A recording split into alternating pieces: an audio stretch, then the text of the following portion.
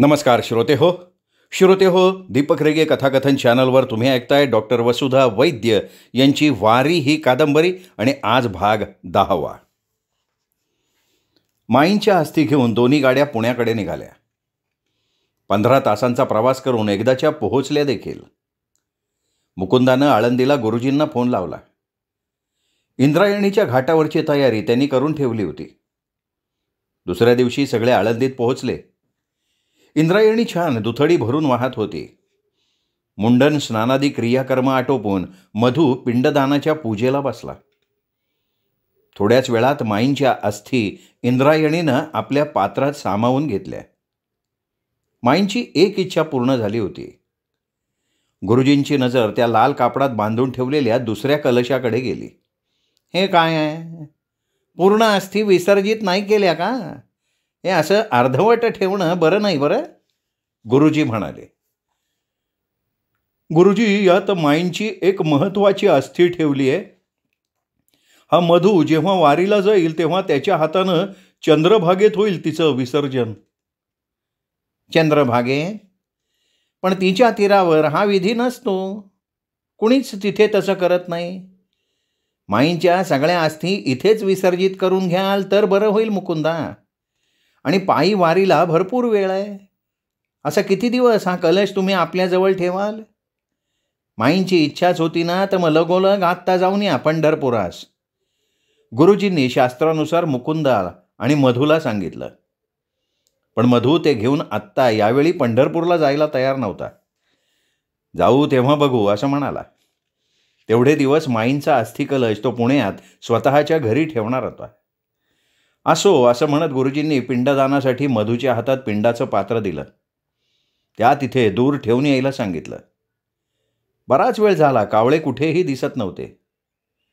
आता काय राहिलंय परत असं म्हणत प्रत्येकजण विचार करायला लागला. कावळा पिंडाला शिवण्याची सगळेच वाट बघायला लागले. बराच वेळ गेला. एक कावळा आला पण पिंडाला न शिवता उडून गेला.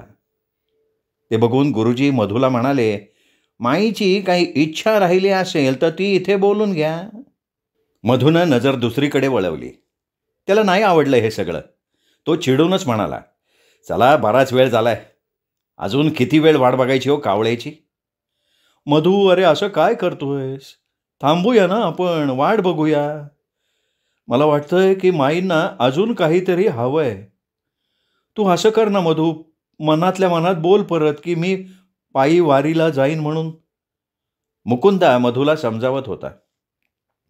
कितीदा तेच तेच काका. तेव्हा बोललो मी, ते पुरेसं नव्हतं का? आता इथे तो कावळा शिवत नाहीये म्हणून का मी पुन्हा तेच तेच बोलत बसायचं? काय या एकदा बोलून आत्म्याला मुक्ती नाही मिळत का? नाही मिळत बेटा, म्हणून तर म्हणावं लागतं रे. म्हण तू, म्हण चल. आणि समजा मी बोललो आणि तरीही कावळा आलाच नाही तर? तसेही कावळे खूप कमी झाले. तो नाही येणार कोणी कावळा. चला झालंय सगळं, चला परत जाऊ पुण्याला. मधू उठून चालायलाही लागला. ऋषीनं त्याला अडवलं आणि म्हणाला, पण दादा, एकदाच तू म्हण की मी पायी वारीला जाणार. नको, नाही म्हणणार मी पुन्हा पुन्हा. म्हणजे तू नाहीच जाणार आहेस का? आणि मग ते वचन? ते बघ, मी जाईन नाही तर जाणार नाही. माझी इच्छा आहे. माईंना वचन हवं होतं, ती तिची इच्छा होती, ती मी केली पूर्ण. तसंही तिचा प्राण जात नव्हता म्हणून तेवढ्यासाठी दिलं होतं वचन मी. आता वारीला जा वारीला जा म्हणून मागे नका लागू तुम्ही सगळे माझ्या. सांगून ठेवतोय, मला जमणार नाही येते, मला जमणार नाही असं म्हणत तो तरातरा गाडीकडे जायला लागला. थोडा वेळ विचार केल्यावर ऋषीच्या एक गोष्ट लक्षात आली. आपला दादा वचन पाळणार का नाही याबद्दल त्याला शंका होती. मग हीच शंका मरताना माईंच्याही मनात आली असेल, म्हणून तर पिंडाला कावळा स्पर्श करत नसावा का? ऋषी चालत चालत त्या पिंडाजवळ गेला. गुडघ्यावर बसून त्याने नमस्कार केला. हात जोडून डोळे मिटले आणि काहीसा पुटपुटला. तो काय बोलला हे कोणालाही ऐकू आलं नाही. पण दुसऱ्या क्षणाला कुठून तरी एक कावळा उडत आला आणि माईंच्या पिंडाला आपली चोच मारायला लागला. ऋषीच्या चेहऱ्यावर समाधान पसरलं. माईंचे दशक्रियादी सगळे विधी आटोपले होते. आता नागपूरला जाऊन 13व्याची तयारी करायची होती आणि त्यासाठी लगेच निघावं लागणार होतं. पण आता यासाठी मात्र मधू तयार नव्हता. एवढे दिवस बिझनेस बंद असल्यामुळे झालेल्या नुकसानाचं कारण देत तो आता टाळायला लागला. सगळ्यांनी समजावलं, पण तो नागपूरला यायला नाहीच म्हणायला लागला. शेवटी त्याच्या हट्टापुढे कोणाचं काही चालेना.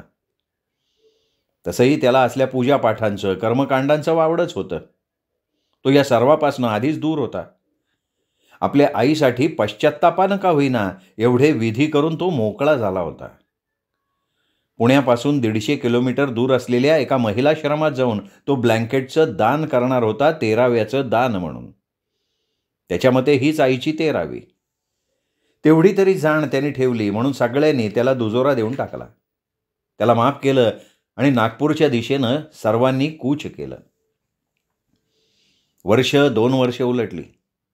वारीला जाण्याची ऋषीची तयारी सुरू झाली की तो मधुसूदनला फोनवरून त्याच्या वारीला जाण्याविषयी विचारायचा, पण मधूचा नकार कायम ठरलेला. माईंना दिलेल्या वचनाची ऋषी आठवण करून देऊन सुद्धा मधू वारीला जाण्यासाठी नाही म्हणायला लागला. त्याचा बिझनेसमधला व्याप वाढत चालला होता. आता तर पुण्याबाहेर एक नियोजित शहर राजेश्री गोल्डन सिटीचा तो मालक होता. रुपयांच्या जोरावर वाटेल ते तो करायचा. मनमानी चालली होती नुसती. आपल्याला एक लहान मुलगी आहे, पत्नी आहे, याचा त्याला विसर पडत चालला होता. व्यसनांच्या विळख्यातनं ना त्याला बाहेर पडायचं होतं, ना व्यसनांना त्याच्या विळख्यातनं. श्रीमंतीचा दिखावा म्हणून तो हल्ली अंगावर 5-5 किलो सोन्याच्या साखळ्या घालून फिरायला लागला. गळ्यात साखळ्या, हातात मोठालं कडं, काय आणि काय. कुणाशीही बोलताना अंगावरच्या दागिन्यांना कुरवाळत तो बोलत असे. जणू पुढच्याचं लक्ष त्याच्या दागिन्यांकडे जावं. मान्य आहे की त्याच्या मेहनतीने त्याने हे सगळं कमावलं होतं, पण देखावा कशासाठी? हा श्रीमंतीचा माज त्याच्या वागण्या बोलण्यातनं पूर्वी वाहायचा, आता ओसंडून व्हायला लागला होता. पैशापुढे सारी नाती त्याला फिकी वाटायला लागली होती. या 1.5-2 वर्षात मधू नागपूर विसरला. काका, काकू, ऋषी, माधवबुवा, मृत आईबाबा, त्यांच्या आठवणी, सगळं विसरला तो. इकडे संध्याकडे आणि लहानग्या परीकडे त्याचं फार दुर्लक्ष व्हायला लागलं होतं. 3-3 दिवस तो घरी यायचाच नाही. बिझनेस मीटिंगच्या नावाखाली त्याचं घराबाहेर राहणं अधिक वाढायला लागलं होतं. संध्या फोनवरून हे सगळं ऋषीला सांगायची. मुकुंदा आणि माधुरीला ते समजत होतंच. पण एखादा 16 वर्षाचा मुलगा चुकला तर त्याला वेगवेगळ्या प्रकारे समजावता येईल, पण 40शीच्या आसपास पोहोचलेल्या माणसाला कुठल्या मार्गानं समजावावं हा सर्वांपुढे मोठा यक्ष प्रश्न होता. पण प्रयत्न केला तर मार्ग सापडतो. माईंना तो मार्ग सापडला होता, म्हणून तर त्यांनी मधूकडून तसं वचन मागितलेलं होतं. त्यांचा वारीवर, वारीतल्या वातावरणावर भारी विश्वास होता. जीवनाचा मार्ग भरकटलेल्या मधुसूदनला मार्गावर आणण्याचं काम केवळ ती 17 दिवसांची पायी वारीच करू शकते हे त्यांना पक्क ठाऊक होतं. म्हणून हा एकमेव मार्ग माईंनी आधीच निवडलेला होता. फक्त आता त्याची पूर्तता होणं बाकी होतं. तसं मधूनं माईंना मरताना वचन दिलं होतं, पण आज मात्र त्या वचनाकडे त्यांनी पूर्णपणे पाठ फिरवली होती. अनेकदा प्रयत्न करूनही मधूच्या मनातली वारीविषयी, विठ्ठलाविषयीचा तिरस्कार, वारकऱ्यांवरचा दोष, रोष कसला, गैरसमज, ते सगळं काही केल्या दूर होत नव्हतं. इथे भक्तीपेक्षा भोगाचं पारडं जड होत होतं. मुळातच अंगी भक्तीची, देवधर्माची आवड नाही. त्यातल्या त्यात 13 वर्षांपूर्वी पंढरपुरात गोविंदपंतांच्या बाबतीत घडलेली जी घटना, त्या घटनेनं कायमचा तिरस्कार भरून घेतला होता त्यांनी मनात. पण मग माईंना दिलेल्या वचनाचं काय? त्यांच्या त्या अस्थीच्या चंद्रभागेतल्या विसर्जनाचं काय? या 2 गोष्टींची पूर्तता करणं नव्हे, ते मधूच्या हातून घडणं तर गरजेचं होतं. मधूच्या या वचनांबरोबर आणखीन एक वचन पूर्ण होणार होतं, ते म्हणजे पिंडदानाच्या वेळेला ऋषींनी माईंना दिलेलं वचन. जर मधूनं पायी वारीस नकार दिला तर त्याच्याकडून ते पूर्ण करून घेण्याचं वचन ऋषीनं माईंच्या पिंडासमोर दिलं होतं, तेव्हाच तर कावळा शिवला होता ना. मधू स्वतःहून माईंनी दिलेलं वचन पाळायला तयार नव्हता, म्हणून आता ऋषीला आपलं वचन पाळायचं होतं. यावर्षीच्या वारीत ते पूर्ण करायचं असा ऋषीने मनाशी चंग बांधला आणि तसा त्यांनी मुकुंदाजवळ बोलूनही दाखवला. अशाच एका संध्याकाळी सर्वजण चहा घेत होते. ऋषीची दुसरीकडेच तंद्री लागलेली पाहून मुकुंदा त्याला म्हणाला, काय रे, कसला विचार घोळतोय तुझ्या मनात? चहा तर घे आधी. बाबा बाबा या वेळेला मी पुन्हा प्रयत्न करणार आहे. असा कसा येत नाही तो ना तेच बघतो मी. ऋषी चहाचा कप उचलत बाबांना म्हणाला. मुकुंदाला काही लक्षात आलं नाही. त्यांनी परत विचारलं, म्हणजे काय, कसला प्रयत्न, कोण येणार नाही आणि कुठे?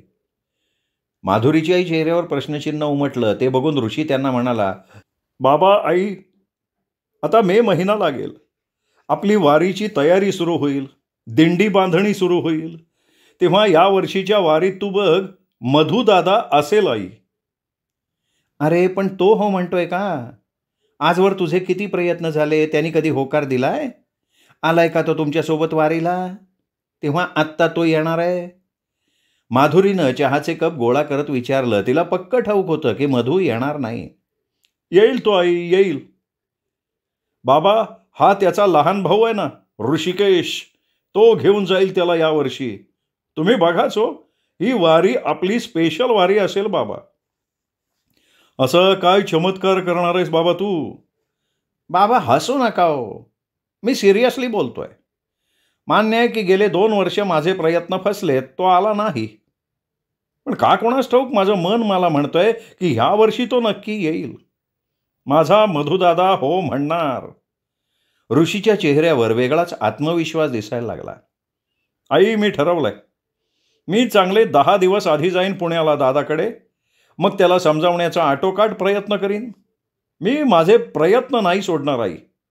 माझ्यानं जेवढं होईल, जसं होईल तसं दादाचं मन वळवण्याचे माझे प्रयत्न असतील.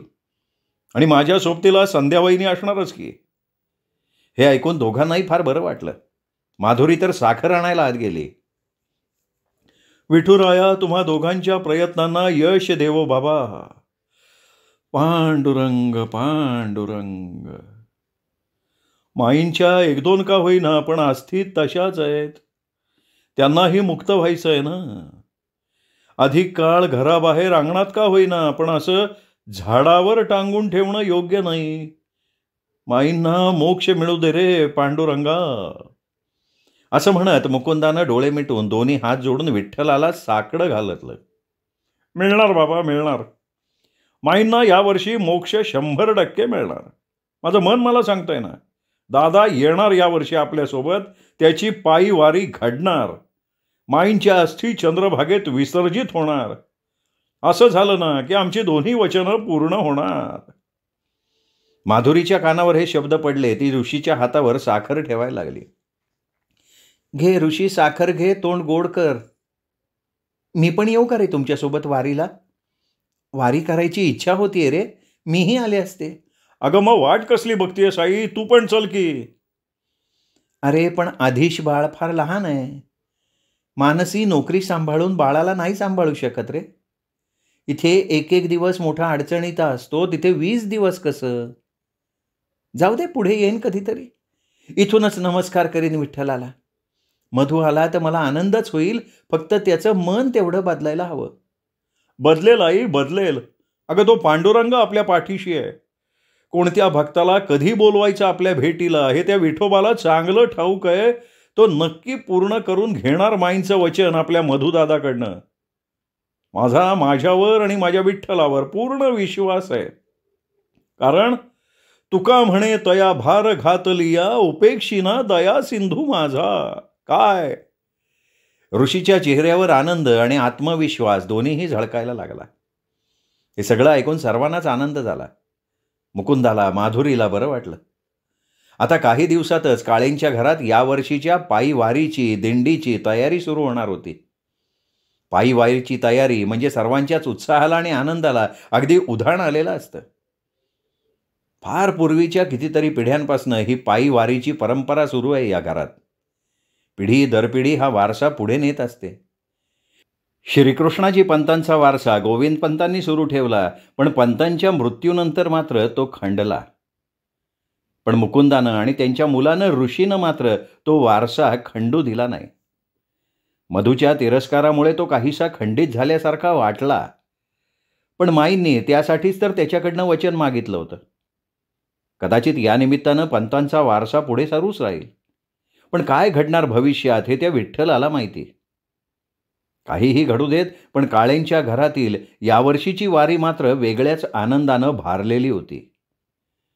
ऋषीचा विश्वास जबरदस्त होता. तशी ही वारीची तयारी नेहमी आनंदानं व्हायची, पण यावेळेस मात्र विशेष. आज माधवबुवा घरी येऊन गेले होते. किती जण नव्यानं येणार याबाबत माहिती घेऊन झाली. सगळ्यांकडे वारीचं नियोजित वेळापत्रक पोहोचवलं गेलं. ऋषीचे नेहमीचे 5 मित्र तर येणारच होते, पण नव्यानं आणखीन इकडचे तिकडचे मिळून 30 वारकरी सामील झाले. यावर्षी दिंडीतले वारकरी संख्येनं वाढले. आर्थिक नियोजनापासून इतर नियोजनही जवळपास पूर्ण झालेलं होतं. सर्वांचं पुण्यापर्यंतचं रिझर्वेशन, सर्व शिधा सामान, स्वयंपाकाचं साहित्य आणि इतर बरंच सामान घेऊन जाणारा नेहमीचा टेम्पो आला. त्या राजूलाही कळवून झालं होतं. यावर्षी राजू जास्त उत्साही होता, कारण त्याचं अख्खं कुटुंबच पायी वारी करणार होतं. 4 वर्षांनंतर सुधामावशी सुद्धा येणार होत्या. पायाच्या दुखण्यानं त्यांची 4 वर्ष वारी चुकली होती. आता त्या येणार, त्यांच्या हातचं थंडगार ताक सगळ्यांना प्यायला मिळणार, म्हणून काय आनंद झाला हो सगळ्यांना. खरंच ज्या ज्या गावातून दही मिळत जाईल ते घेऊन त्याचं ताक तयार करून आपल्या दिंडीतल्या पायी चालून चालून दमलेल्या वारकऱ्यांना थंडगार ताक पाजण्याचं पुण्यकर्म सुधामावशी पार पाडत असत. वारी केवळ एक लहानसा शब्द, पण वारकऱ्यांसाठी पूर्ण ब्रह्मानंद सामावलेला असतो या एकाच शब्दात. एक सळसळतं चैतन्य असतं वारी. माळ घेऊन वारकरी होणं आणि त्यातल्या त्यात पायी वारी करत आपल्या माऊलीला भेटणं यासारखं परमसुख नसतं दुसरं. जो वारीला जातो तोच हे सुख अनुभवू शकतो. काय असते ही वारी? एक सुखाचा प्रवास, विठ्ठलाच्या भेटीची ओढ, का मानवतेचा एकात्मतेचा संदेश, एकतेची शक्ती का आणखीन काही? केवळ एका प्रश्नाचं उत्तर देऊन वारीला असं व्याख्येत नाही बसवता येत, असं स्पष्ट नाही करता येत. वारी म्हणजे या सगळ्याची मिळून बनलेली एक सुरेख अशी माळ असते. ही जो कोणी गळ्यात घालेल तो ब्रह्मानंद प्राप्त करेल यात शंका नाही. या सुखाच्या प्रवासात विठ्ठलाच्या भेटीची लागलेली आस असते. ती ओढ असते प्रत्येक वारकऱ्याच्या मनात. त्यासाठी तो उन्हाच्या प्रखर झळा अंगावर झेलतो, मुसळधार पावसात भिजतो, विठ्ठलाच्या नामस्मरणात तल्लीन होतो. गरीब असो वा श्रीमंत, स्त्री असो वा पुरुष, कुठलीही जातपात धर्मभेद न पाळता केवळ एकमेकांना साथ देत मानवतेचा एकात्मतेचा संदेश पसरवत तो विठ्ठल भजनात रंगतो. मनातल्या साऱ्या विकारांना दूर ठेवून निव्वळ शुद्ध आणि सात्विक बुद्धीनं सारे मोह माया पाश या देहापासनं दूर करत स्वतःला सगळ्या प्रापंचिक बंधनातनं मोकळं करत ज्ञानोबा तुकाराम म्हणत भान विसरून जातो इथला प्रत्येक वारकरी. भक्ती अध्यात्माच्या सत्संगानं घडलेल्या जीवाशिवाच्या भेटीसाठी वेडावलेला असतो हा वारकरी. पंढरपुरात पोहोचून आपल्या लाडक्या विठुरायाला कवटाळण्यासाठी, हृदयात देहकुडीत बंदिस्त करण्यासाठी तू माझी माऊली मी ग तुझा कान्हा म्हणत एकरूप व्हायला लागतो हा वारकरी. म्हणून तर हा वारीचा प्रवास भक्तिमयी सुखदायी असतो. ऊन वारा थंडी पाऊस असो किंवा पायात बोचलेले काटे, कशाचीही पर्वा न करता 15 दिवस पायी चालत जातात हे वारकरी. नेमकं वारकरी कुणाला म्हणायचं? तर एका ठराविक तिथीला ज्येष्ठ वद्य अष्टमीला ही वारी आळंदीवरून सुरू होते. ती देवशयनी आषाढी एकादशीला पंढरपुरात येऊन स्थिरावते. एकादशीला चंद्रभागेचं स्नान आणि विठ्ठलाचं दर्शन घेऊन मग गोपाळपुरीतील पौर्णिमेचा गोपाळकाला घेऊनच आपापल्या गावी जायला निघतो तो असतो वारकरी. नित्यनेमानं ही वारी करणारा असतो वारकरी. एक वेगळाच आनंदोत्सव असतो ह्या वारीचा.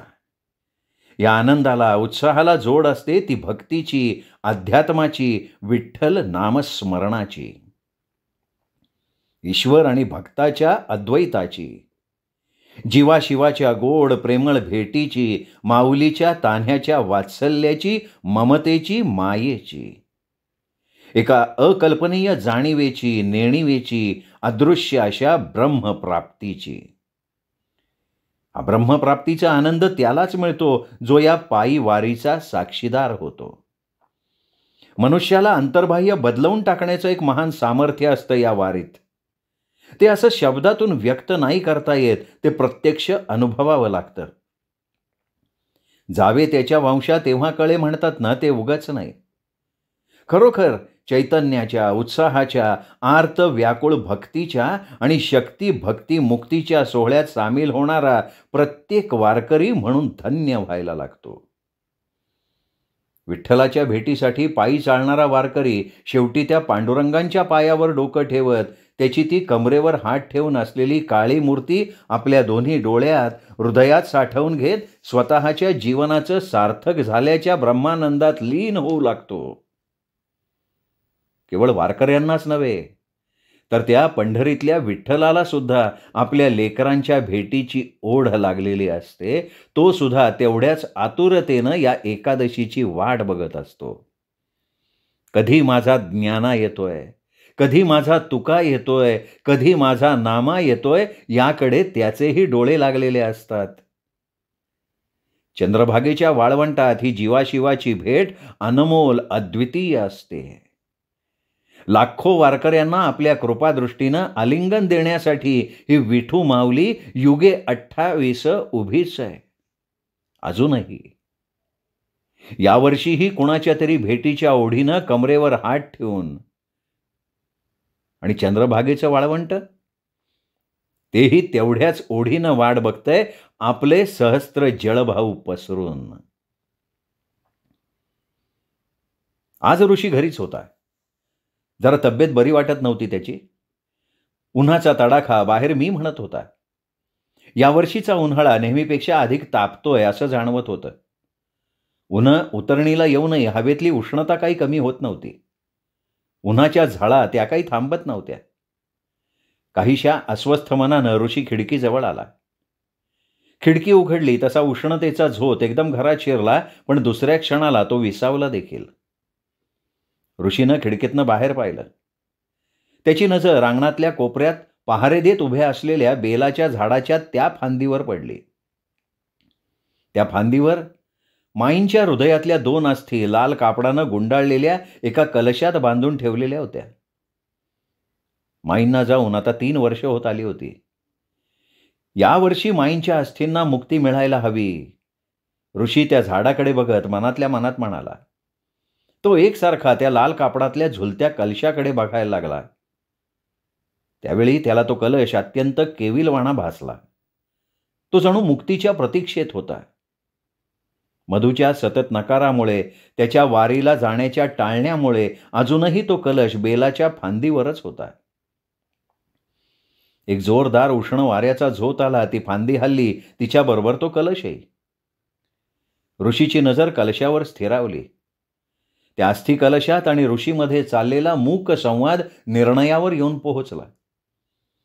ऋषीनं त्या कलशाकडे बघताच होकारार्थी मान डोलावली. तसा वारा अधिक सळसळला. आपल्या मनात सात्विक भाव असेल तर निसर्गालाही आनंद होतो ना, अगदी तसंच झालं. यावर्षी या कलशातल्या माईंच्या अस्थी चंद्रभागेत विसर्जित होणार, नक्की होणार, आणि तेही मधुदादाच्याच हातून होणार असा विश्वास स्वतःच्याच मनाला देऊन ऋषी मागे वळणार. तोच त्याला त्याच्या पाठीमागे उभे असलेली माधुरी दिसली. उठलास ऋषी? कसं वाटतंय आज? घे, चहा घे. माधुरीनं साईड टेबलवर चहाचा कप ठेवला. ऋषी बेडवर येऊन बसला, चहा पिऊ लागला. त्याच्या पुढ्यात माधुरी येऊन बसली आणि म्हणाली, तब्येत काय म्हणते आता? आई ठीक आहे तब्येत, ताप नाही चढला परत, पण थोडं बॉडी पेन आहे, होईल आज ठीक. ऋषी विचार कसला करत होतास रे? मी बघितलं ना, बराच वेळ तू खिडकीपाशी उभा होतास, एकसारखा त्या बेलाच्या झाडाकडे बघत होतास. काय झालंय बाळा? काही टेन्शन? नाही नाही, टेन्शन वगैरे नाही गाई. पण आई, त्या बेलाच्या झाडावर आपण बांधून ठेवलेल्या माईंच्या अस्थि कलशाकडे बघत होतो. आई, यावर्षी माईंना मोक्ष मिळायला हवा, दादा मानायलाच हवा, हो का नाही? मानेल रे तो. तुझे प्रयत्न सोडू नकोस तू. कधी जाणार आहेस पुण्याला? वारीच्या आधी 8 दिवस.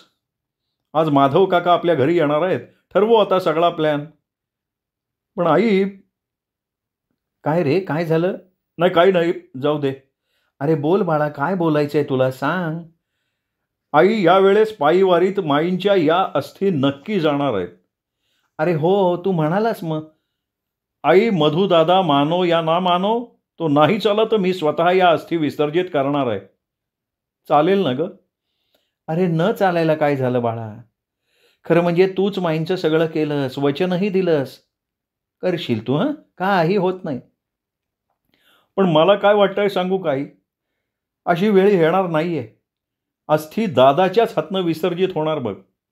माझं मन नेहमी सांगत आलंय की दादा येणार, या वारीला मधू दादा येणार. तथास्तु. एवढंच म्हणू शकते मी. असं झालं ना तर यावर्षी गणपतीत मी घरी ज्ञानेश्वरी पारायणाचा सप्ताह ठेवीन. घरीच गोपाळकाला करू आपण. पांडुरंगा, माझ्या ऋषीचा मानस पूर्ण होऊ दे रे. आमच्या माईंना मुक्त होऊ दे आता विठ्ठला. आहो, मानसी दारात उभी होती. ते माधव काका आलेत, तुम्हा दोघांना बोलवत आहेत. मानसीनं ऋषीला हाक मारली. अगं बाई, आले का भाऊजी? चल बाळा, बोलून घे सगळं. तुझे बाबाई येतील एवढ्यात. मानू बेटा, माधव बुवांसाठी आधी छान चहा आण ग. आणि मग बाबा आले ना की सगळ्यांसाठी मस्त गरमागरम पोहे करशील. मानसीनं आतूनच हो म्हटलं. चल म्हणत माधुरी निघाली पाठोपाठ ऋषी. हॉलमध्ये माधव बुवा, प्रभाकर काका, काकू बसून होते. ऋषी आला. त्यांना पाहताच रामकृष्ण हरी म्हणत सर्वांच्या पायाशी तो वाकला, विचारपूस केली. मुकुंदा अजून ऑफिसमधून यायचा होता. रामकृष्ण हरी, रामकृष्ण हरी. ऋषी, मुकुंदा. बाबा येतील एवढ्यात. मी फोन केलाय, रस्त्यात आहेत, निघायला उशीर झाला म्हणाले. येऊ दे त्याला सावकाश. तोपर्यंत आपण बाकीची तयारीचं बोलूयात. काका, यावर्षी माझ्या 2 मित्रांची फॅमिली येणार आहे बरं का वारीला, आणि विकास मामा आणि मामी पण.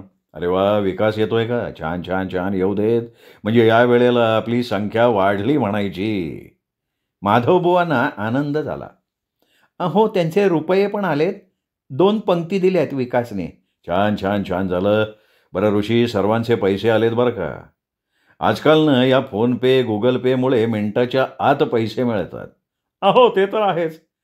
ते सगळे पैसे मी तुला आज ट्रान्सफर करतो. तू उद्या सगळ्यांचं रिझर्वेशन करून घे. बरं, तू आधी निघणार आहेस ना? पण आधी म्हणजे कधी? 8 दिवस आधी. बघतो रिझर्वेशन कधीचं मिळतंय ते, पण मी 8 दिवस आधी जाणार हे मात्र नक्की. तुम्ही या मग वेळेवर. मधूचं काय झालं रे? तेच तर, त्याच्यासाठी तर आधी जातोय ना मी. त्याचं मन कधी बदलतंय ते बघू. पण काका, मी यावर्षी येणं केनं प्रकारे त्याला वारीत यायला भाग पाडणार हे नक्की. तुम्ही बघाल. ऋषीच्या बोलण्यातला हा दृढ विश्वास बघून बुवांना फार आनंद झाला. सर्वांना हायसं वाटलं. येऊ दे बाबा तुला यश. अजून किती वर्ष माईंना असं झाडावर टांगून ठेवायचं आपण? त्यांना मुक्ती मिळायलाच हवी ना आता. हो काका, ते होणार. पण ऋषी, मधू कसा आहे आता? त्याला खूप वाईट सवयी लागल्यात म्हणे. दारूच्या आहारी पुरता गेलाय असं ऐकलं. खरंय काका, ते दादा तसा कामात न गेलाय. खूप पैसा आलाय ना त्याच्याजवळ. खोऱ्यानं पैसा ओढतोय तो, म्हणून उडवतोय. एवढी चांगली प्रतिष्ठेची नोकरी सोडली आणि प्रतिष्ठानच्या मागे लागला. विलासाच्या, भोगाच्या पावलावर पाऊल टाकून भ्रमात जगतोय तो. आजकाल तर 1.5 किलो सोने अंगावर घेऊन मिरवतोय. खूप अहंकार आलाय त्याच्या वागण्यात, बोलण्यात. घरी संध्या वहिनींकडे, त्या चिमुकल्या परीकडे त्याचं मुळीच लक्षच नसतं. अहो, 6 वर्षांची होईल ती आता.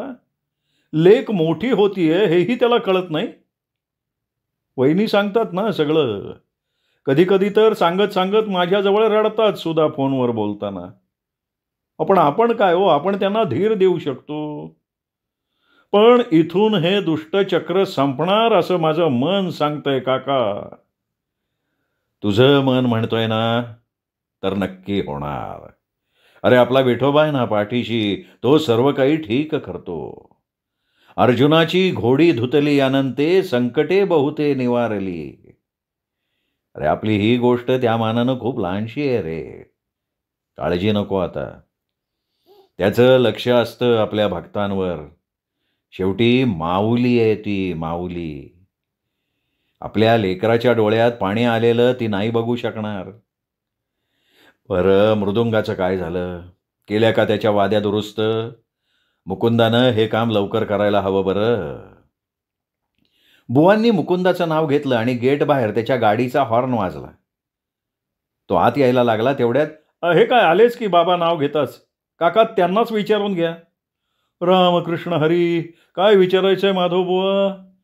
रामकृष्ण हरी. अरे त्या मृदंगाबाबत. ते होय, झालं की काम ते. त्यांचा फोन आला होता मला, घेऊन जा म्हणून, आणतो उद्या. बरं मी आलो 5 मिनिटात फ्रेश होऊन, तुमचं चालू द्या तोपर्यंत. आलोच मी. मुकुंद आतल्या खोलीत निघून गेला. आत्तापर्यंत शांत बसलेल्या प्रभाकरकडे बघून बुवा म्हणाले, हां प्रभाकर, तू शिधा बघतोयस ना रे. टेम्पोत टाकायचं ते सगळं सामान, किराणा, भांडीकुंडी नीट बांधून ठेवशील बरं. अगदी मिठाच्या पुडीपासून गॅस सिलेंडरपर्यंत सगळं सांभाळावं लागतं. बुवा एक महत्त्वाचं सांगायचं होतं. ते मेन रोडवरचं गुप्ता किराणा स्टोअर आहे ना, त्याचे मालक बद्रीप्रसाद आणि शिवप्रसाद दोघांनी मिळून गोडे तेलाचा 1 पिंप आणि 1 श्रीराम तांदळाचं पोतं दान देऊ केलंय. आणि ती आनंद नगरातली गोरे फॅमिली आहे ना, गोरे, त्यांनी एक गोड जेवणाची पंगत देणं कबूल केलंय. अरे वा, छान. ते अमरावतीवरून कोण येणार आहे? त्यांच्याकडून रुपये आले का? तुझ्याकडे येणार होते ऋषी ते. अहो आले काका, त्यांनीही गुगल पे केलंय. पण मी आता कॅश देतो तुम्हाला, थांबा आणतो. असं म्हणत ऋषी आज जाऊन रुपये घेऊन आला. काका हे घ्या, माझ्याकडे आलेली दिंडीकरांची यादी आणि हे रुपये. ऋषीनं बुवांकडे यादी आणि पैसे सोपवले. चला, जवळपास सगळी तयारी झाली म्हणायची. यावर्षी आपली वारी जोरदार दिसतीये. काय प्रभाकर? हो बुवा, आहे की जोरदार आहे. आणि महत्त्वाची सुद्धा, अगदी स्पेशल. स्पेशल स्पेशल म्हणजे कशी रे बाबा? स्पेशल यासाठी म्हणतोय मी काका की या वर्षीच्या वारीत आमच्या माईंच्या अस्थी चंद्रभागेत विसर्जित होणार, आणि ते सुद्धा मधू दादाच्याच हातून, म्हणून स्पेशल. खरोच का? असं झालं तर तो विठू पावला म्हणून समजा. बघू, त्याच्यावर सोपवलंय ना, तो करेल सगळं ठीक. तेच ना, माझ्या अंतरंगातला विठ्ठल मला सांगतोय की मधू येणार म्हणजे येणार. तर मग बोला की सगळे, पुंडलिक वरदा हरिविठ्ठल, श्री ज्ञानदेव तुकाराम, बोला पंढरीनाथ महाराज की जय. इकडे सर्वांनी एका आवाजात त्या पंढरीनाथाचा नामघोष जय जयकार केला. आणि तिकडे पंढरपुरात विठ्ठल मंदिरात या तिन्ही सांजेला चंद्रभागेच्या पात्रा पलीकडे ऐकू येईल एवढा घंटानाद साऱ्या आसमंतात निनादायला लागला. श्रोते हो, हा होता 10वा भाग. 11वा भाग उद्या. तोपर्यंत नमस्कार मित्र हो. पांडुरंग हरी, वासुदेव हरी, विठ्ठल विठ्ठल विठ्ठल विठ्ठल विठ्ठल.